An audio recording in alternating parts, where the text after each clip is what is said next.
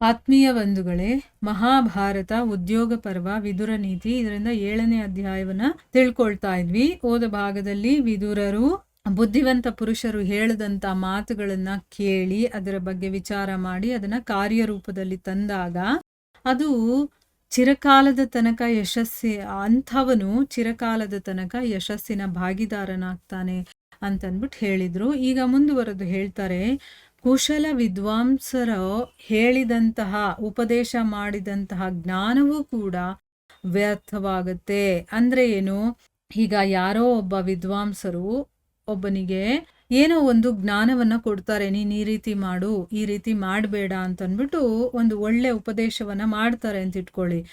ಆ ಕರ್ತವ್ಯದ ಜ್ಞಾನ ಏನಾದರೂ ಅವನಿಗಾಗ್ಲಿಲ್ಲ ಅಂದ್ರೆ ಅವ್ರು ಹೇಳಿದ್ದು ಅವನಿಗೆ ಅರ್ಥ ಆಗ್ಲಿಲ್ಲ ಅಥವಾ ಅದು ಅವನ ತಲೆಗೆ ಹೋಗ್ಲಿಲ್ಲ ಅಂತಂದ್ರೆ, ಅಥವಾ ಆ ಜ್ಞಾನವಾದ ಮೇಲೂ ಕೂಡ ಅದರ ಅನುಷ್ಠಾನವಾಗಿಲ್ಲ ಅಂತಂದ್ರೆ, ಅಂದ್ರೆ ಯಾವಾಗ ಒಬ್ಬರು ಉಪದೇಶ ಮಾಡ್ತಾರಲ್ವ, ಏನಕ್ಕೆ ಉಪದೇಶ ಮಾಡ್ತಾರೆ ಅದನ್ನ ನಾವು ತಗೊಳ್ಬೇಕು, ಅದನ್ನ ನಮ್ಮ ಜೀವನದಲ್ಲಿ ಅಳವಡಿಸ್ಕೋಬೇಕು ಅಂತ ಅವ್ರು ಹೇಳ್ತಾರೆ.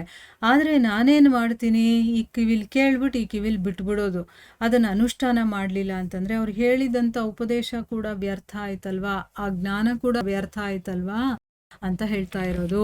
ಈಗ ನಾವು ಈ ಧರ್ಮಗ್ರಂಥಗಳನ್ನೆಲ್ಲ ಕೇಳ್ತಾ ಇದ್ದೀವಿ, ಆದರೆ ಅದರಿಂದ ಅಟ್ಲೀಸ್ಟ್ 1-2 ದಿನಕ್ಕೆ ನಾವು ಕೇಳಿಸ್ಕೊಂಡಿದ್ದನ್ನ ನಮ್ಮ ಜೀವನದಲ್ಲಿ ಅಳವಡಿಸ್ಕೊಳ್ಳಿಲ್ಲ ಅಂತಂದ್ರೆ ಆ ಜ್ಞಾನವನ್ನ ತಿಳ್ಕೊಂಡು ವೇಸ್ಟ್ ಆಗುತ್ತಲ್ವಾ, ಅದನ್ನ ಇಲ್ಲಿ ಹೇಳ್ತಾ ಇರೋದು.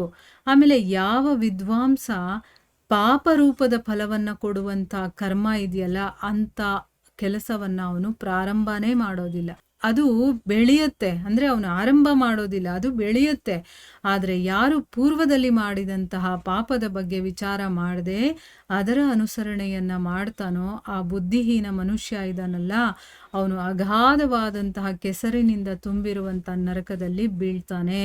ಈಗ ಒಬ್ಬ ವಿದ್ವಾಂಸನಾಗಿರುವಂಥವನು ಪಾಪ ರೂಪದ ಫಲ ಇದೆಯಲ್ಲ, ಅಂದ್ರೆ ನಾವೇನಾದ್ರೂ ಒಂದು ಕೆಲಸ ಮಾಡಿದಾಗ ನೆಕ್ಸ್ಟ್ ಅದು ನಮಗೆ ಪಾಪದ ಕೆಲಸ, ಇದು ಅದರ ಒಂದು ಫಲವನ್ನ ಇದು ಕೊಡುತ್ತೆ ಅಂತಂದಾಗ ಅವನು ಅಂತ ಕೆಲಸವನ್ನೇ ಮಾಡೋದಕ್ಕೆ ಹೋಗೋದಿಲ್ಲ. ಈಗ ಕೆಲವು ಮನುಷ್ಯರು ಇರ್ತಾರೆ, ಅವ್ರು ಏನು ಅಂತಂದ್ರೆ ಹಿಂದೆ ಮಾಡಿದ್ದ ಪಾಪದ ಬಗ್ಗೆ ವಿಚಾರನೂ ಮಾಡೋದಿಲ್ಲ, ಆದ್ರೆ ಅದೇ ಕೆಲಸವನ್ನ ಈಗ ನಾನು ಯಾವುದೋ ಒಂದು ಸಮಯದಲ್ಲಿ ಪಾಪದ ಕೆಲಸವನ್ನ ಮಾಡಿರ್ತೀನಿ, ಅದ್ರ ಬಗ್ಗೆ ಏನೂ ವಿಚಾರ ಮಾಡದೆ ಅದೇ ಕೆಲಸವನ್ನ ಇನ್ನೂ ಅನುಸರಣೆ ಮಾಡ್ಕೊಂಡು ಹೋಗೋದು.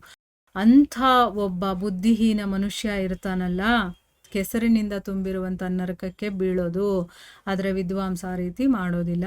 ಬುದ್ಧಿವಂತನಾದಂಥ ಮನುಷ್ಯ ಇದಾನಲ್ಲ, ಅವನಿಗೆ ಹೇಳ್ತಾ ಇದ್ದಾರೆ, ಮಂತ್ರ ಭೇದದ 6 ದ್ವಾರಗಳನ್ನ ತಿಳ್ಕೊಳ್ಳಿ, ಮತ್ತೆ ಹಣವನ್ನ ರಕ್ಷಣೆಯಲ್ಲಿ ಇಡುವಂಥ ಇಚ್ಛೆಯಿಂದ ಇವುಗಳನ್ನ ಸದಾ ಮುಚ್ಚಿಟ್ಕೊಳ್ಳಿ.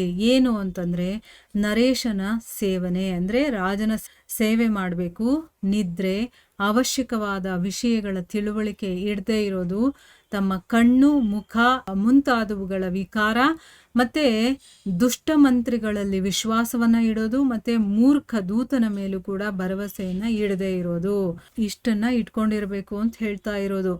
ಅಂದ್ರೆ ಈ 6 ದ್ವಾರಗಳನ್ನ ತಿಳ್ಕೋಬೇಕು. ಮತ್ತೆ ಹಣವನ್ನ ರಕ್ಷಣೆ ಇಡುವಂತ ಇಚ್ಛೆಯಿಂದ ಇವುಗಳನ್ನ ಸದಾ ಮುಚ್ಚಿಟ್ಕೋಬೇಕು. ಅಂದ್ರೆ ಯಾರ ಹತ್ರನೂ ಈ ವಿಷಯದ ಬಗ್ಗೆ ಮಾತಾಡಬಾರ್ದು. ರಾಜನ ಸೇವೆ ಮಾಡುವಂಥದ್ದು, ಮತ್ತೆ ನಿದ್ರೆ, ಅವಶ್ಯಕವಾದಂತಹ ವಿಷಯಗಳ ಬಗ್ಗೆ ತಿಳ್ಕೊಳ್ಳದೆ ಇರುವಂಥದ್ದು, ನಮ್ಮ ಕಣ್ಣು ಮುಖ ಇಂಥ ವಿಕಾರಗಳು, ಮತ್ತೆ ದುಷ್ಟಮಂತಿಗಳಲ್ಲಿ ವಿಶ್ವಾಸವನ್ನ ಇಡೋದು, ಅವನು ಮೊದಲೇ ದುಷ್ಟ, ಅವನಲ್ಲಿ ವಿಶ್ವಾಸವನ್ನ ಇಟ್ಕೊಳ್ಳೋದು, ಮತ್ತೆ ದೂತ ಮೂರ್ಖನಾಗಿದ್ರೆ ಅವನ ಮೇಲೆ ಭರವಸೆಯನ್ನ ಇಟ್ಕೊಂಡಿರಬಾರ್ದು. ಇದನ್ನೆಲ್ಲ ತಿಳ್ಕೊಂಡಿರ್ಬೇಕು ಬುದ್ಧಿವಂತನಾದ ಮನುಷ್ಯ ಅಂತ ಹೇಳ್ತಾ ಇದ್ದಾರೆ. ಆಮೇಲೆ ಮುಂದುವರೆದು ಹೇಳ್ತಾನೆ, ಯಾರು ಈ ದ್ವಾರಗಳನ್ನ ತಿಳ್ಕೊಂಡು ಸದಾ ಮುಚ್ಚಿಡ್ತಾನೋ ಅವನು ಅರ್ಥ ಧರ್ಮ ಮತ್ತೆ ಕಾಮದ ಸೇವನೆಯಲ್ಲಿ ತೊಡಗಿದ್ದಂತಹ ಶತ್ರುಗಳನ್ನು ಕೂಡ ವಶ ಮಾಡಿಕೊಳ್ತಾನೆ. ನೋಡಿ, ಇದೆಲ್ಲ ದ್ವಾರಗಳು, ಇದನ್ನು ಯಾವಾಗ್ಲೂ ಮುಚ್ಚಿಡಬೇಕು ಅಂತ ಹೇಳ್ತಾ ಇದ್ದಾರೆ. ಈಗ ನಾನು ಹಿಂದೆ ಹೇಳದ್ನಲ್ಲ, ಅಷ್ಟೂ ಕೂಡ ನಾವು ಸದಾ ಮುಚ್ಚಿಟ್ಕೊಂಡಿರ್ಬೇಕು.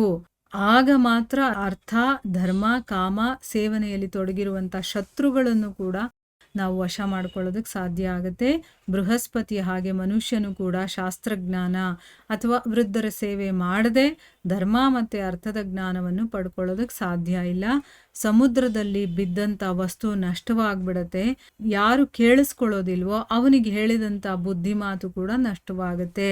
ಈಗ ಒಂದು ಸರಿ ಸಮುದ್ರದಲ್ಲಿ ಏನಾದರೂ ನಾವು ಬೀಳಿಸ್ಕೊಂಡ್ಬಿಟ್ರೆ ಅದು ಮತ್ತೆ ನಾವು ಪಡೆಯೋದಕ್ಕೆ ಸಾಧ್ಯನಾ? ಇಲ್ಲ, ಅದು ನಷ್ಟ ಆದಂಗೆ ಲೆಕ್ಕ. ಅದೇ ರೀತಿ ಯಾರು ಕೇಳಿಸ್ಕೊಳ್ಳೋದಿಲ್ವೋ ಅವ್ರಿಗೆ ಏನಾದರೂ ಒಂದು ಒಳ್ಳೆ ಮಾತು ಹೇಳಿದ್ರೆ ಅದೇನಾದರೂ ಉಪಯೋಗಕ್ಕೆ ಬರುತ್ತಾ? ಇಲ್ಲ, ಅವ್ನು ಮೊದಲೇ ಕೇಳಿಸ್ಕೊಳ್ತಾ ಇಲ್ಲ ಅಂತಂದಮೇಲೆ ಮಾತು ಹೇಳಿದ್ರು ಕೂಡ ವೇಸ್ಟ್ ಅಲ್ವಾ? ಅಂಥ ಮನುಷ್ಯನಿಗೆ ಹೇಳೋಕ್ಕೆ ಹೋಗ್ಬಾರ್ದು ನಾವು. ಆಮೇಲೆ ಅಜಿತೀಂದ್ರಿಯ ಪುರುಷ ಅಂದರೆ ತನ್ನ ಇಂದ್ರಿಯಗಳನ್ನು ಯಾರು ಕಂಟ್ರೋಲ್ ಮಾಡ್ಕೊಂಡಿಲ್ವೋ ಅಂಥ ಮನುಷ್ಯನ ಶಾಸ್ತ್ರಜ್ಞಾನ ಮತ್ತು ಬೂದಿಯಲ್ಲಿ ಮಾಡಿದಂಥ ಹವನ ಕೂಡ ನಷ್ಟನೇ. ಅಂದರೆ ಏನು? ಈಗ ಬೂದಿಯಲ್ಲಿ ಏನಾದರೂ ಹವನ ಮಾಡಿದ್ರೆ ಆಗುತ್ತಾ? ಇಲ್ಲ, ವೇಸ್ಟೇ ಅದು ಅಲ್ವಾ? ಅದೇ ಥರ ಯಾರು ತನ್ನ ಇಂದ್ರಿಯಗಳನ್ನು ಕಂಟ್ರೋಲ್ ಮಾಡ್ಕೊಂಡಿರಲ್ವೋ ಅವನ ಶಾಸ್ತ್ರಜ್ಞಾನ ಎಷ್ಟು ಪಡ್ಕೊಂಡಿದ್ರೇನು? ಯಾಕೆಂದರೆ ಶಾಸ್ತ್ರಗಳಲ್ಲಿ ಹೇಳೋದೇ ನಮ್ಮ ಇಂದ್ರಿಯಗಳನ್ನು ನಿಗ್ರಹಣೆ ಮಾಡಬೇಕು ಅಂತ. ಅದನ್ನೇ ಮಾಡ್ಕೊಂಡಿಲ್ಲ ಅಂತಂದರೆ ಅವನು ಎಷ್ಟೇ ಶಾಸ್ತ್ರವನ್ನು ತಿಳ್ಕೊಂಡಿದ್ರು ಏನು ಪ್ರಯೋಜನ ಅನ್ನೋದನ್ನು ಇಲ್ಲಿ ಹೇಳ್ತಾ ಇದ್ದಾರೆ. ಎಲ್ಲ ನಾವು ತಿಳ್ಕೊಬೇಕಾಗಿರುವಂಥ ವಿಷಯಗಳು. ಈಗ ಶಾಸ್ತ್ರಗಳು ಧರ್ಮಗ್ರಂಥಗಳನ್ನು ಓದ್ತಾ ನಾವು ಅದರಲ್ಲಿ ಇರುವಂಥ ವಿಷಯಗಳನ್ನು ನಮ್ಮ ಜೀವನದಲ್ಲಿ ಅಳವಡಿಸ್ಕೊಳ್ಳಿಲ್ಲ ಅಂತಂದರೆ ನಾನು ಅದನ್ನೆಲ್ಲ ತಿಳ್ಕೊಂಡು ಏನು ಇಷ್ಟ? ಸುಮ್ಮನೆ ತಿಳ್ಕೊಳ್ಳೋದಕ್ಕೋಸ್ಕರ ತಿಳ್ಕೊಳ್ಳೋದು ಅದು ಇಲ್ಲ, ನಾವು ಅಳವಡಿಸ್ಕೊಳ್ಳೋದಕ್ಕೋಸ್ಕರ ಇರುವಂಥದ್ದು ಆಯಿತಾ? ಅದನ್ನು ಇಲ್ಲಿ ಹೇಳ್ತಾ ಇದ್ದಾರೆ. ಇಲ್ಲಿಗೆ ನಾವು ನಿಲ್ಲಿಸೋಣ. ಹರೇ ಕೃಷ್ಣ.